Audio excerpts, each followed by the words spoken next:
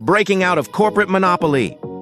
Inelastic demand is when consumers buy more expensive energy but does not change the quality or quantity of the energy product. But consumers have to buy more energy products viable for the sake of the economy. This is now solved. The problem: engineered inelasticity. Inelastic demand for fossil fuels is not merely a natural economic state. It is often an engineered reality. When consumers are locked into a system dominated by long-term contracts and a concentrated private sector supply, the market for essentials like energy and transportation ceases to function freely. With no viable short-term substitutes, these entities can manipulate supply and sustain higher prices. This isn't just a market outcome. It's a form of captive consumption, where society is forced to pay a premium not for value, but for a lack of choice. The solution: the liberating power of substitution. The antidote to this manipulated inelasticity is genuine competition. The rise of affordable green energy and electrification introduces a powerful substitution effect.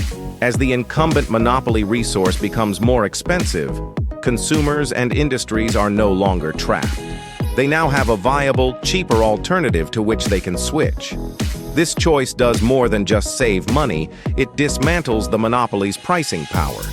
It fosters technological innovation, drives down costs for all energy sources, and accelerates overall economic growth by freeing up capital for productive investment, rather than tribute to rent-seeking corporations.